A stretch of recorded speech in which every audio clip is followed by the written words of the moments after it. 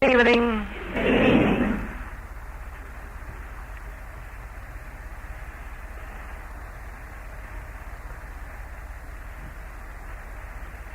It is very difficult to grasp the depth of a quotation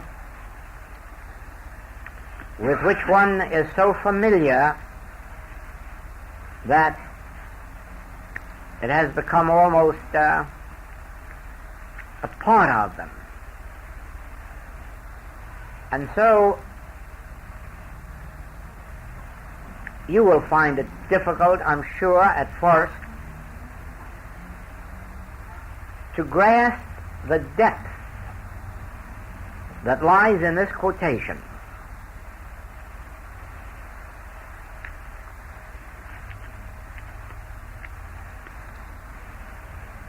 Whom to know aright is life eternal. God. To know God aright is life eternal. You can't imagine the depth of that, but I hope that I can convey a bit of it to you by saying that the entire secret of life is bound up in the understanding of that particular quotation. In other words, if we understood God aright, there would be no more questions in our lives, and we would have the secret of spiritual living, harmonious living, and demonstration. All that blocks us from harmony is our ignorance of God, nothing else. We may believe that we know what God is, but actually no one wholly does, but very few have even begun to grasp what God is.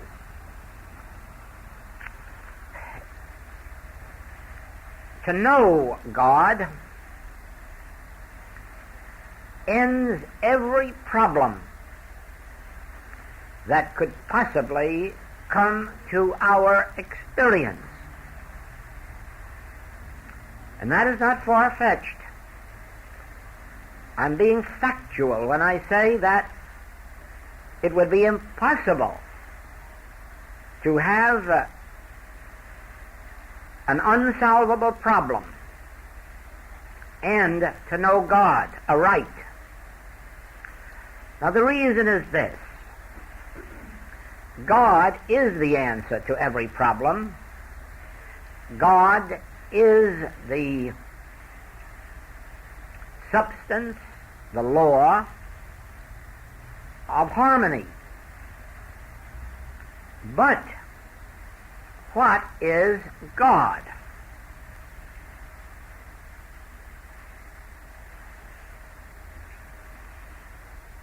We can go back to the Hebrews under Pharaoh, and many of you are familiar with that bit of history, and know that the Hebrews were perhaps the most religious of people of their particular day.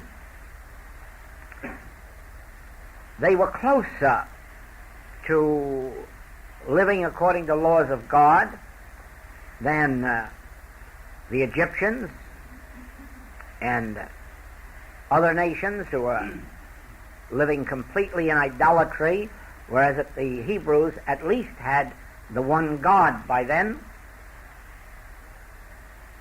And yet, with all their adhering to the laws of the Hebrew teachings, they were in slavery, and for centuries they didn't come out of it. And we just pass over that word for centuries, as if that were just a few minutes. But just think that we on this continent have only lived under freedom for 175 years, and that's not even 2 centuries, and they were in slavery for many centuries. Now, how could this be with all of their religious living? And the answer is they did not know God. And how do we prove that? Because one man, Moses, met God face to face. In other words, one man came to know God. And that one man could lead the entire Hebrew nation out of slavery. One man, knowing God, could, without raising an army, without fighting a war of slavery and anti-slavery, one man, knowing God, could take those people out of Egypt, take them through the wilderness where there was no food and no water, take them across the wilderness and bring them to the brink of the promised land. One man knowing God. One man having met God face to face. Now, I have said this to you before, that the Hebrew church was at possibly its lowest level of integrity from about 200 BC, from about 150 BC to 200 AD. That was the period when it really was bad. And during that period, one man, Jesus Christ, one man who knew God, one man who had realized God,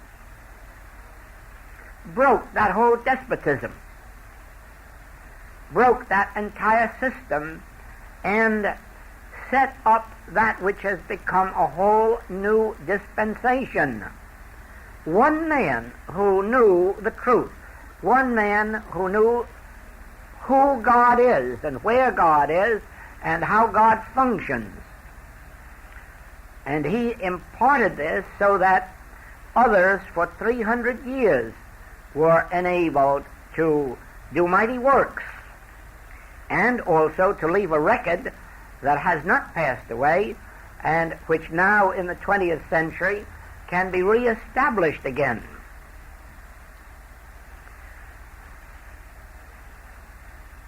In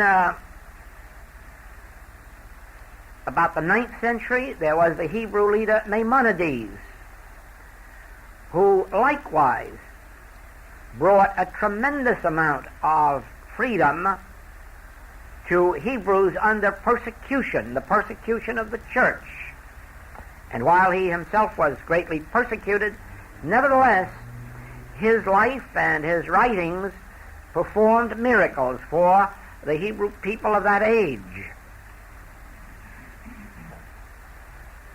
Gautama the Buddha, one individual, came face to face with God, beheld reality, and set up a whole new worship, a whole new religion, which also for a long while brought light to India.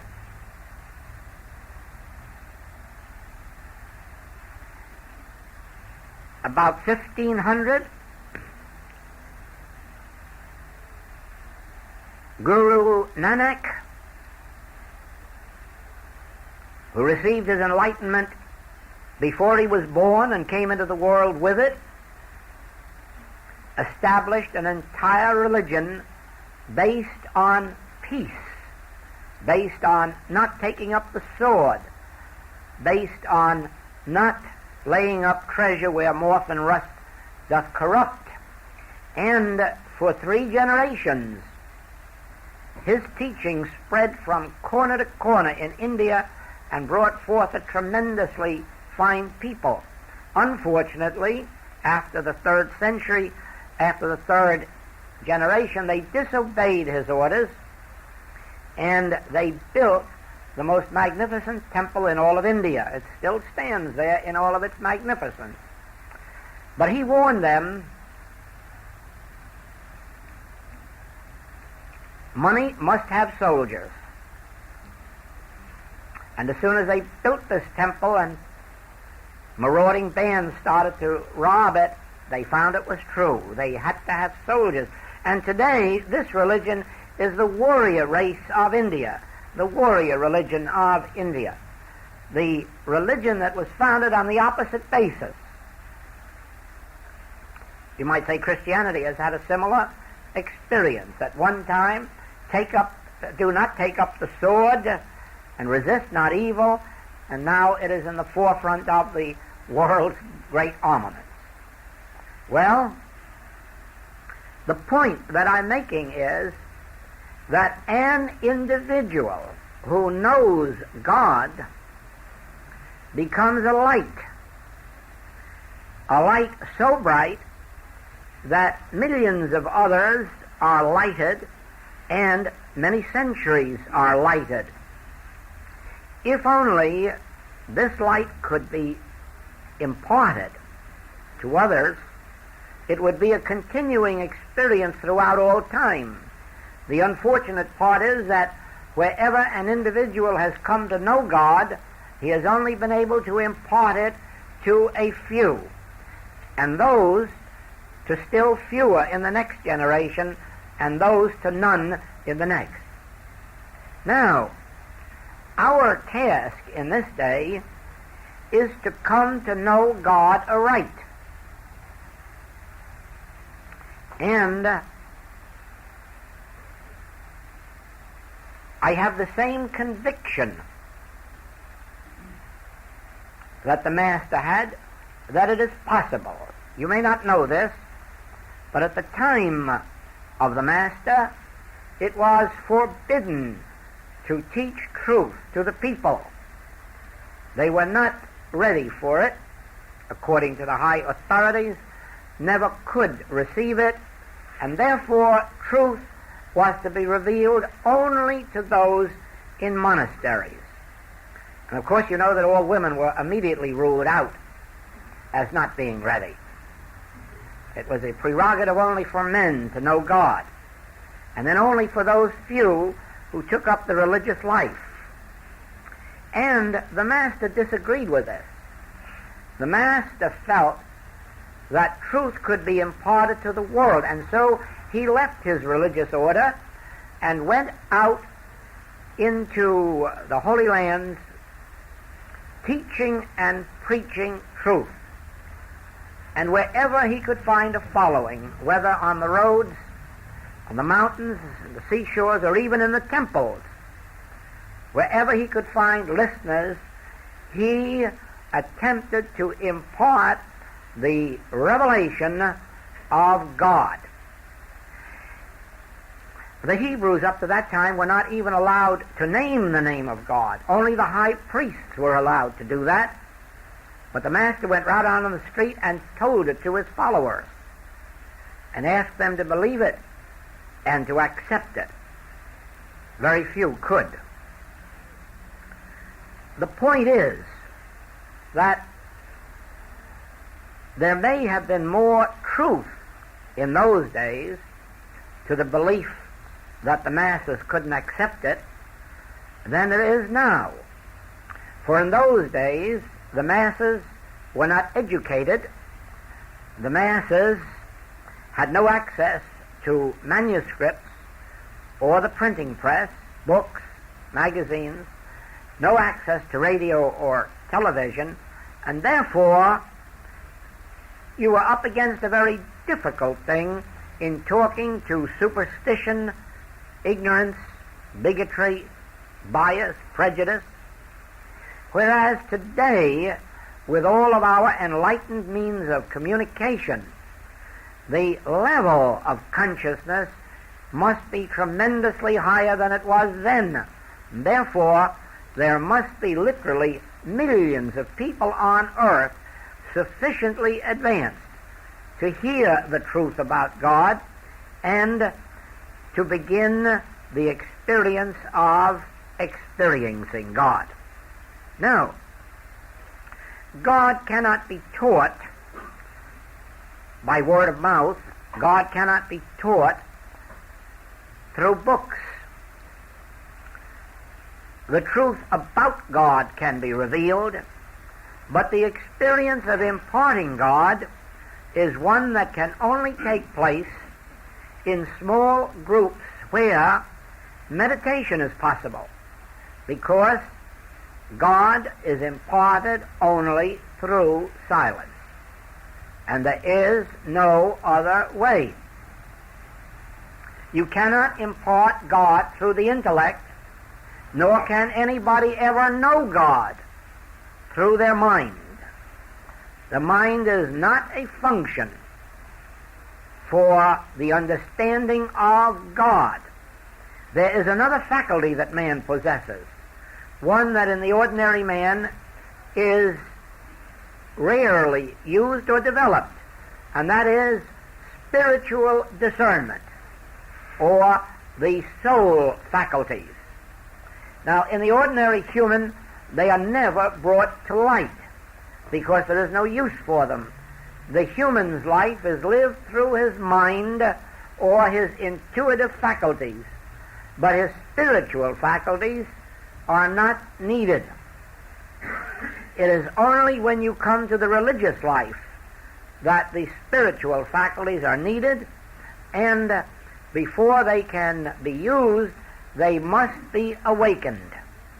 They are dormant in the human, and it is only by prayer, meditation, contemplation, and sometimes with the help of a teacher, that these spiritual faculties may be awakened. This is the meaning of the Master's statement, I, if I be lifted up, shall draw all men unto me. And it is literally true that when you have two or more together in meditation, if one of these has actually attained meditation, has actually attained contact with the Spirit, that one can lift the others higher than themselves and can begin to awaken the soul faculties in them, to open their powers of spiritual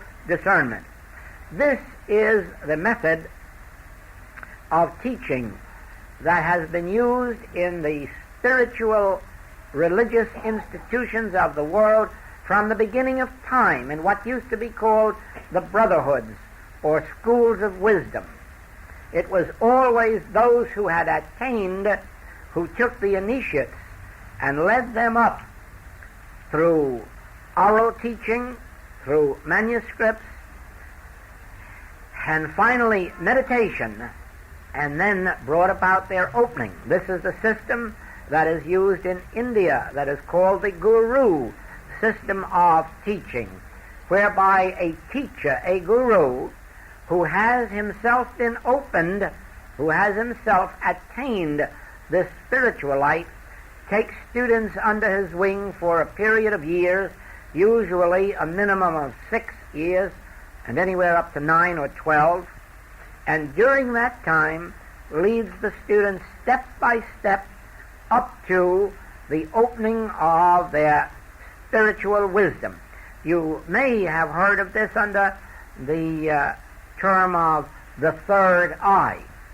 It really makes no difference whether you talk of the third eye or whether you talk of the soul faculties or the power of spiritual discernment.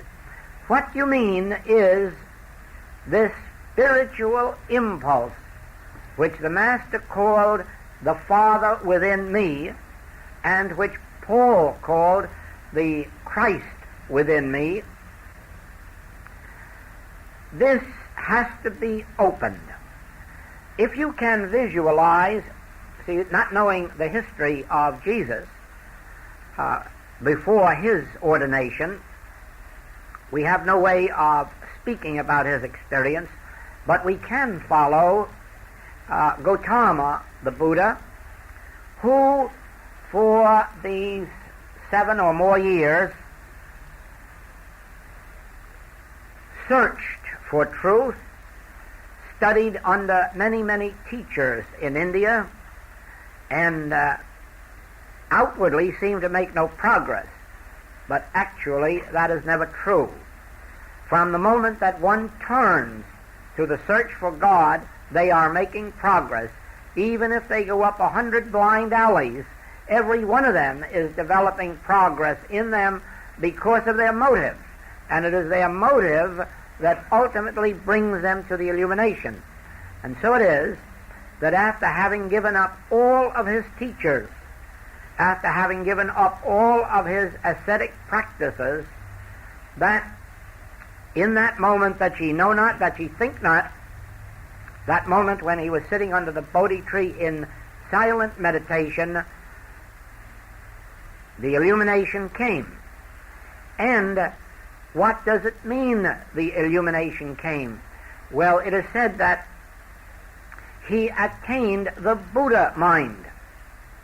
And all this means is the opening of the spiritual center, the opening of spiritual consciousness, the opening of the soul faculties, the ability to discern. And that ability is a spiritual capacity. One might read the Bible, study it, and be a professor of it, and never attain one tiny drop of spiritual light or understanding of the Bible. Because the understanding of the Bible is not in its printed word, but in what one can discern between the lines. Now, this actually is, or rather results in, a healing consciousness.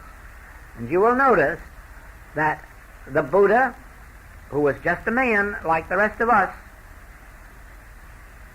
and not much of a picture of a man either until that illumination, certainly not a success, from that moment on, he not only becomes the great man of India, but he becomes the great healer and is able to teach healing and impart the healing consciousness to his disciples. Not one bit of this was possible before the illumination. It all becomes possible afterward. And so it is that while we know nothing of the life of the Master except that it is said that he was a carpenter, and of course we know that he was a Hebrew rabbi in the temples, but we have no knowledge of any supernatural or spiritual capacities until he is in the ministry. And then all of a sudden he blossoms out as a healer and as a teacher of something that the Hebrews, with all of their knowledge of Scripture, with all of their knowledge of the law, never had discerned. And that is the teachings that comprise Christianity. Now, with all their knowledge, the Hebrews only knew the law. An eye for an eye and a tooth for a tooth. And what the other fellow does to you, you do to him, only more so.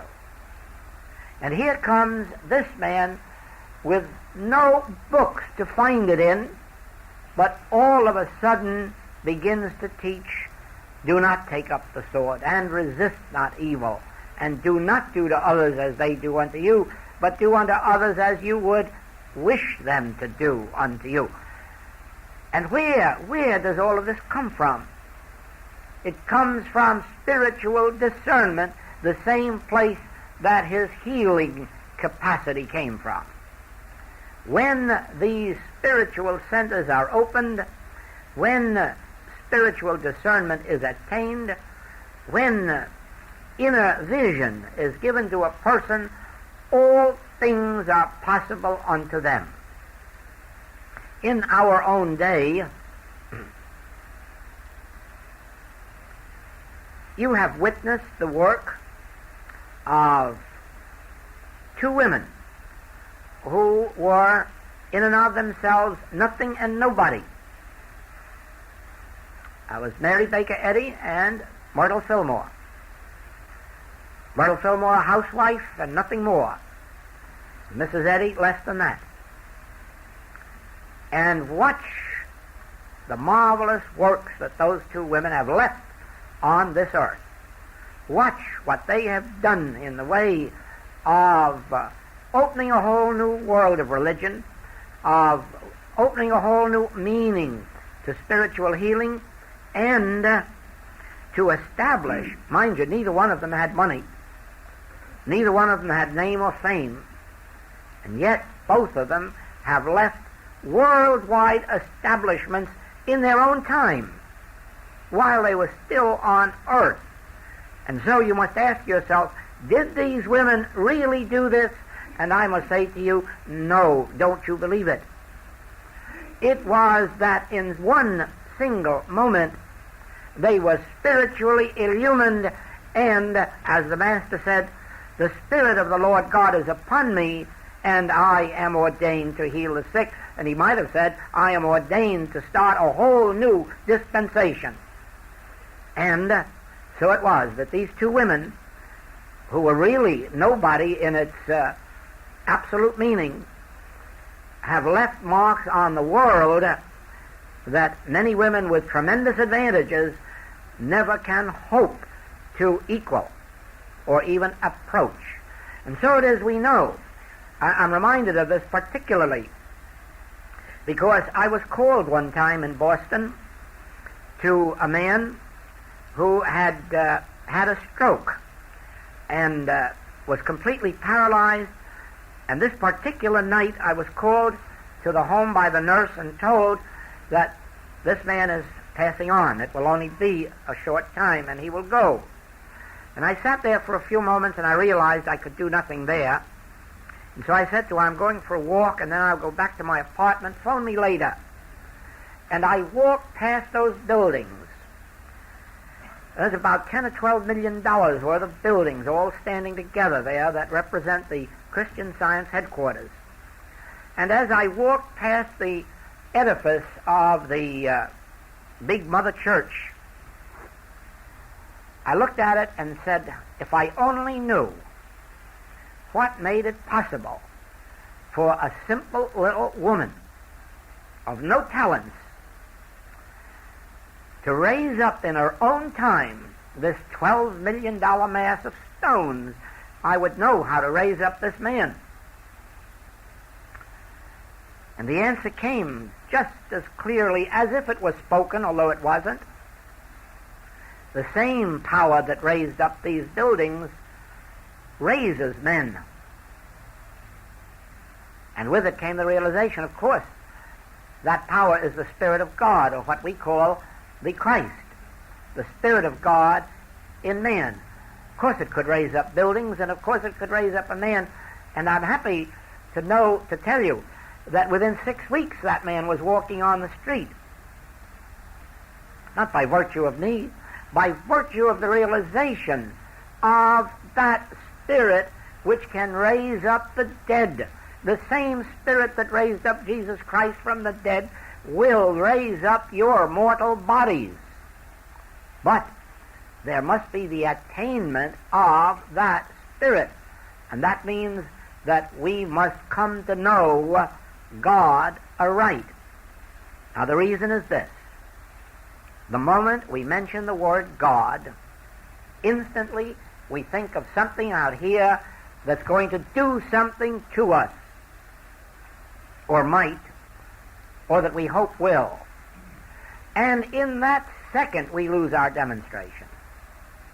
Because there is no God out there with such powers. Or we might even have gone a step further and say, oh, the kingdom of God is within me. And we're a little bit closer. But being close to it, I'm close to that water, but it won't do me any good till I get much closer. In fact, I have to get it inside of me. And knowing that God is within is not having God within. It is merely having an intellectual knowledge of something that may or may not be so. To know God aright means actually to know the name and the identity of God. And, of course, to know the nature of God and its functioning. Now, as long as a person believes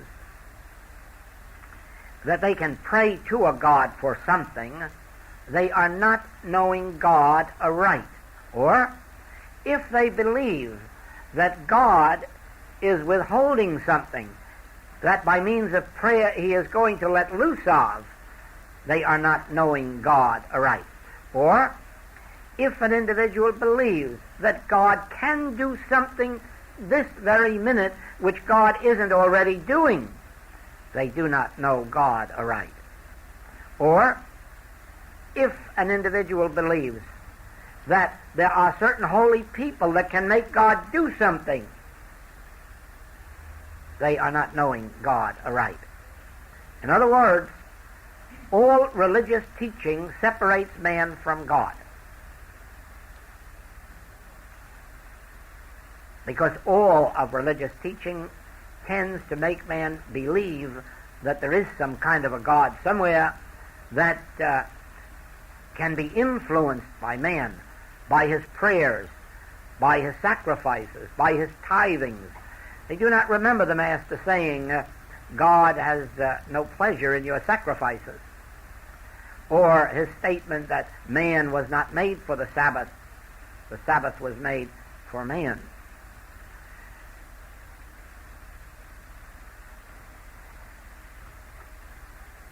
God cannot be influenced by man, not even by a holy man.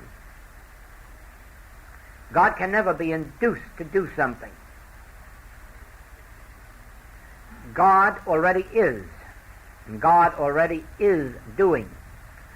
You might look outside and see black night out there, but none of you are going to sit up tonight to pray for sun tomorrow or for daylight, because you know that God is ising. You know that God is functioning.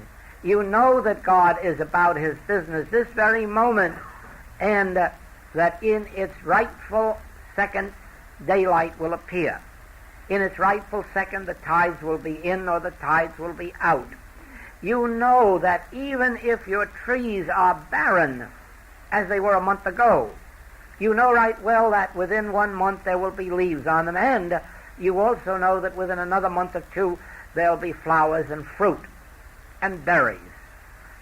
Why do you know?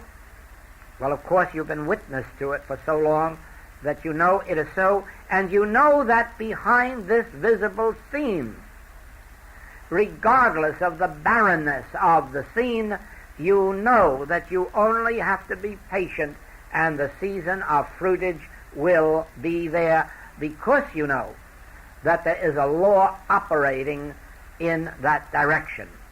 However, when it comes to our own personal affairs, we have been led to disbelieve this.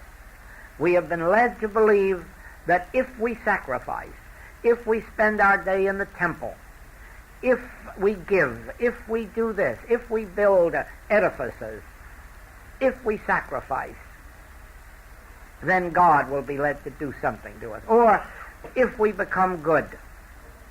No, the teaching is that God's rain falls on the just and the unjust. The teaching is, neither do I condemn thee, the woman taken in adultery. And so you see that before you can come to know God aright, you must really overcome most of your religious teachings. And you must begin to see God in a whole new light. You must begin to see that God does not respond to our entreaties, that God does not respond to our pleadings, that God does not respond, period.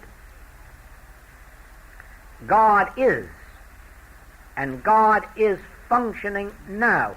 And if there is discord and inharmony in our lives, it has nothing to do with God.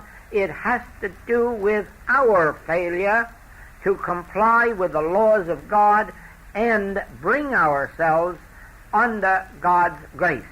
It has nothing to do with bringing God into our experience.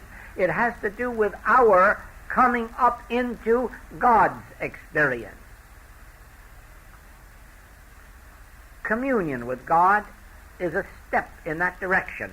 And communion means, first of all, knowing that the Father is within you, and then secondly, closing the eyes and keeping your attention within your consciousness. quietly, peacefully cogitating, meditating.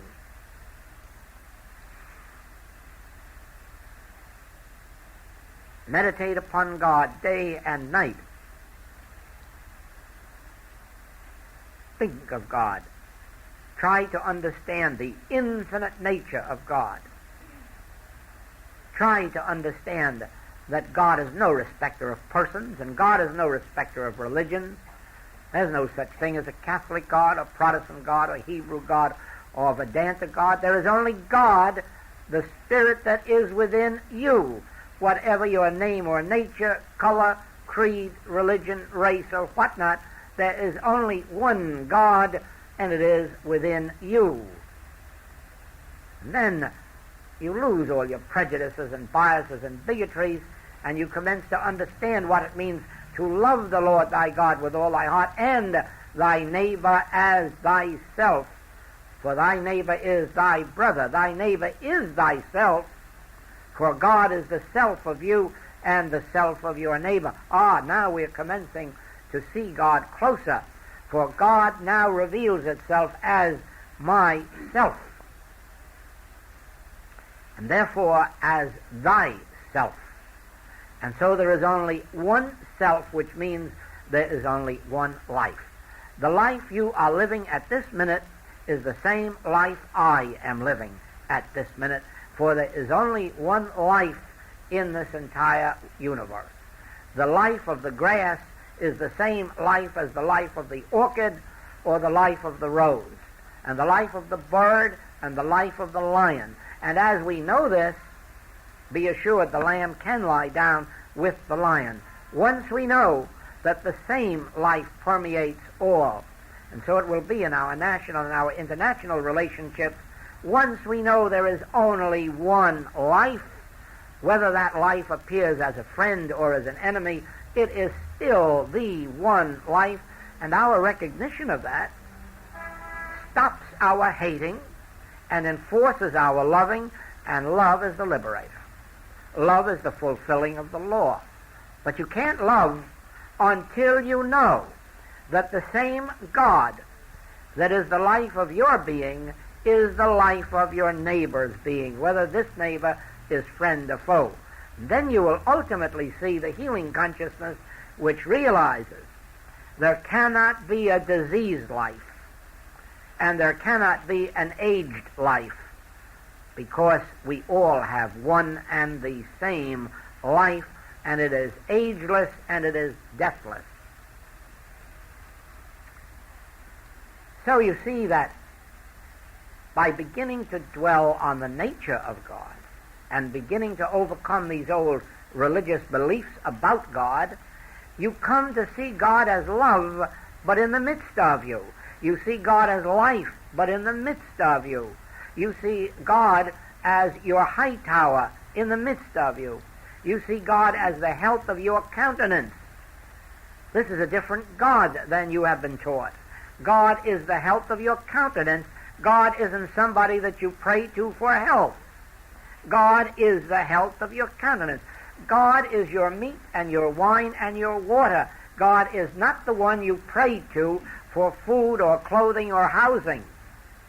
God is your food and your clothing and your housing. And to know God aright is life eternal, because it includes your food, and you are not dependent outside. Yes, the very moment that God reveals himself to you as yourself, be still and know that I am God. That ought to shock everyone out of their seats. Be still and know that I am God. And here we've been saying I all this time, and while we were saying I, we were trying to get supply for I, or we were trying to get health for I, or we were trying to get companionship for I. And all of this time, I am. I already am. I in the midst of me is the very thing we've been praying to, and it is the thing we have been praying for, only we've been praying for it under the name of food and clothing and housing. And it isn't that. It is I appearing as.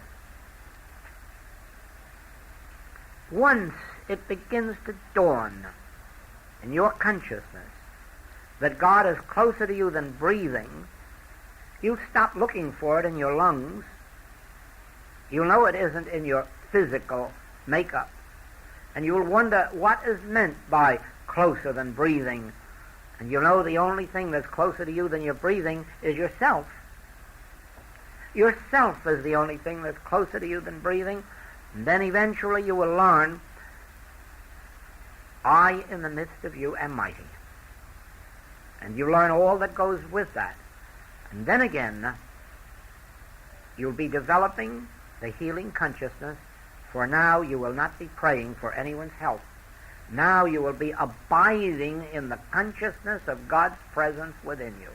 You will be communing with it, tabernacling with it, enjoying it, and it will emanate out from you as a healing influence to those who do not yet know fully that I in the midst of them is God.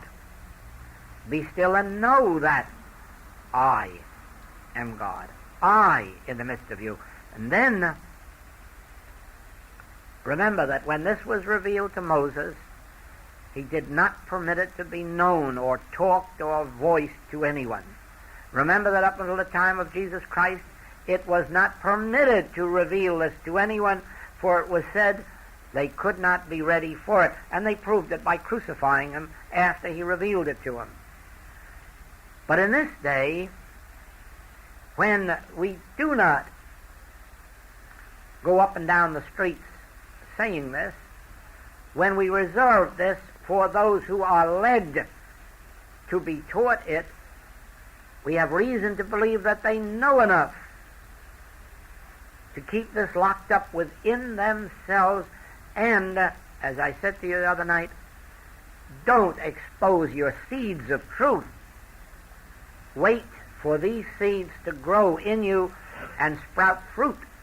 Then let the world see the fruit of it, but don't ever reveal to them the seed and source of it, and reveal it only to those who have shown by their actions that they have made sufficient advance and sufficient sacrifice to gain this. In other words, you don't give college diplomas to grammar school boys or high school boys. You wait for them to grow up into a readiness for it, and so it is with this. When people have shown that they are willing to give hours and hours and hours and days and weeks and months of study, that they are willing to spend their money, which is the God of this world, by that time you know they're really serious.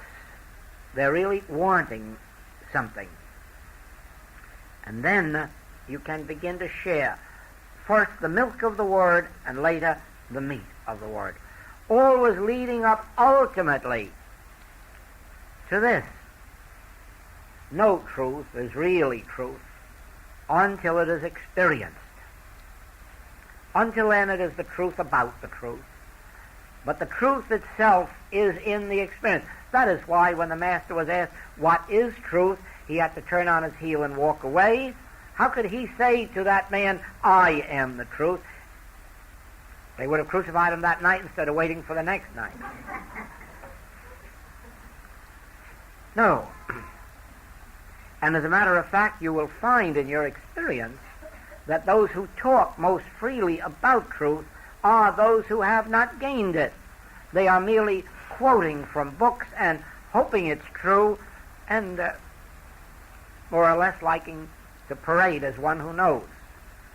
But they don't. The mere fact of their talking it as proof they don't. For those who know keep it bottled up within themselves until they're in some such position where they are revealing it to those who have revealed in their conduct that they too are ready for the final unfoldment. That is why spiritual teaching in the Orient is never for less than a period of 6, 7, 8, 9 years, because no one believes that an individual could be ready for the revelation of truth before them. And I'm hardly in agreement with that. I don't know myself of students who have come to the realization of truth before that many years has passed, and even that is a conservative estimate. I like to have them go 10 years first before I really believe, unless they've shown in some way that they're one of the few who have attained it sooner. And that may be trying to protect my own reputation because it took me so many years. I like to believe it must take you that long too. I didn't find that it comes easily or quickly. And I don't find with our students that it comes easily or quickly because it is revolutionary. Truth is a violation of everything that's taught in religion. Any religion. Those who inaugurated the religions knew and taught the truth. But what man has done with them in the intervening centuries is something pitiful. That's not said in a sense of criticizing or condemning, because I'll be very frank with you and tell you that if we organized this as a religion, I wouldn't give it 20 years before the truth would be gone out of it.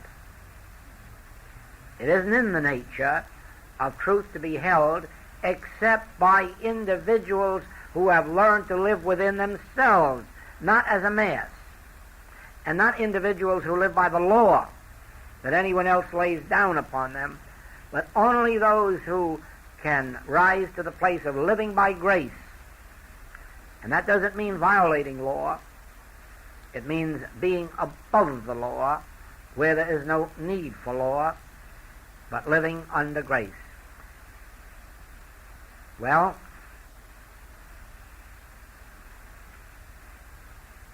how shall it be said?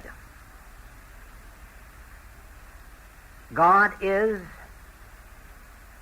therefore I am. If God were not, I would not be. But because God is, I am. And because I am here, God is here. And because God is here, I am here. For we are one, inseparable, and indivisible. You need only look at these masters to behold what I'm trying to say to you. That it is not a God somewhere that performs the miracles of the world. It is the God-realized consciousness of an individual. The God-realized consciousness of Moses took the Hebrews out of Egypt. The God-realized consciousness of Jesus gave us a new dispensation, a new esoteric religion. The God-realized consciousness of a Mrs. Eddy gave us this entire new healing dispensation on earth, and has made it mandatory that every church on the face of the globe incorporates spiritual healing into its ministry, because the world will not be satisfied with less. And it is the God-realized consciousness of individuals such as you and me who perform the healing works. It isn't some outside God that we pray to. It isn't some outside God that does favors for us. It is the God-realized consciousness of an individual that performs the work. He that is within me performeth that which is given me to do. And the he that is within me is this developed or attained spiritual consciousness. When you go to the Master, you expect an instantaneous healing. When you go to someone less than a Master, you expect it in a day or two. And if it's someone less than that, it may be a week or two. And less than that, it will be a month or two, showing that it isn't a God, because God would be the same for everybody. It is the degree of God-realized consciousness. Now then, God is closer to you than breathing and nearer than hands and feet, for God is your very consciousness. But it only operates spiritually as you bring forth its spiritual capacities by your studies and practice. It is not merely what you read in the books, because this will not do it for you. It is to what extent you practice what is in the books until gradually you develop a fearlessness of person, place, thing, circumstance, and condition, until you actually come to no longer fear death itself, in the realization that even death cannot separate me from the love of God or the life of God.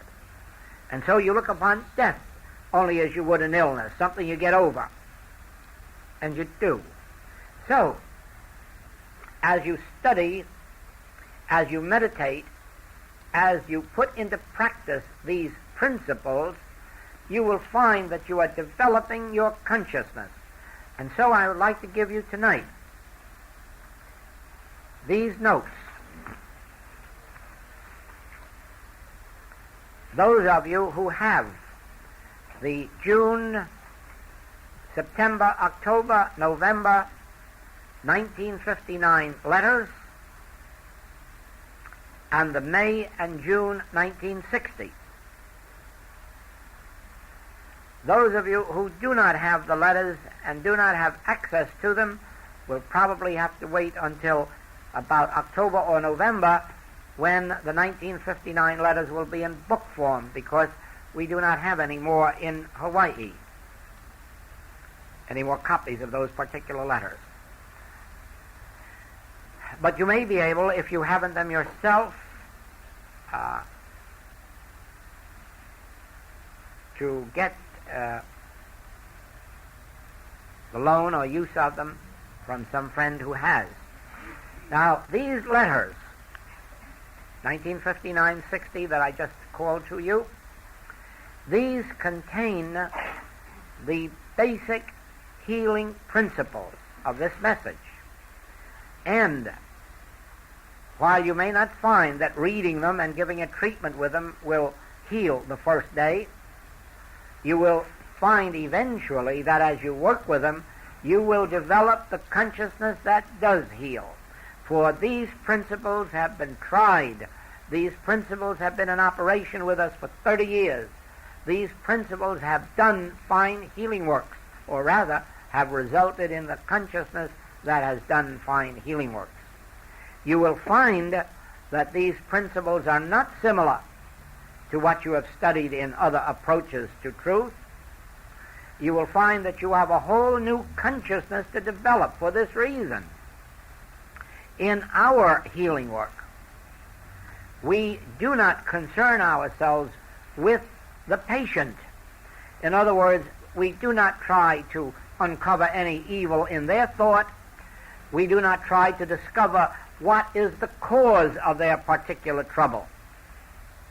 In other words, well, this sounds worse than it really means. I was going to say you ignore the patient. It is nice to say you ignore them and then you're hoping that they'll be grateful to you. But in the sense of treatment, you ignore them for this reason. The moment they present their problem to you, your thought must go from them to the truth that all evil is impersonal and does not have its rise in them, but in this universal belief in two powers which we call the carnal mind. And then the second realization that since the carnal mind was not created by God or ordained by God, it has no power. And so you find the treatment work very simple. The only difficulty is in the continuous practice of it until your consciousness is so developed that you do not look to any person with judgment, criticism, condemnation. And the reason is that if you do look upon anyone with the belief that their trouble is within them, you are malpracticing them, and you are not a very good practitioner. You are malpracticing any person, any animal, or any plant that you look to and expect to find evil in. You are only spiritually practicing when you realize that since God is my selfhood, God is your selfhood. And that makes God the selfhood of the woman taken in adultery. And it makes God the selfhood of the thief on the cross. And therefore it behooves none of us to judge, criticize, or condemn them, but rather to understand that God is their selfhood, and therefore in their true being they are pure, and that the evil that is manifesting through them is not them and is not of them, but is merely the activity of carnal mind, which they ignorantly permit to use them. The same as we do when we have a cold, the same as we do when we have any ill. We are merely permitting, through our ignorance, we are permitting the carnal mind to find entrance into us and out through us. And at all times we have the ability to know the truth. This evil that would find expression in me or through me is not of me, for I am the Son of God. I and my Father are one. And all of the harmony and peace and wholeness and the eternality and immortality of God are mine. Therefore this that would find entrance into me or outlet through me, which is of a negative or evil nature, this is of the carnal mind, that which is not ordained of God, that which has no law of God to sustain it, no activity of God, no substance of God, and therefore is a temporal power or the arm of flesh or nothingness. And then rest in that word. And as you rest in that word, the armies of the aliens fight among themselves or flee.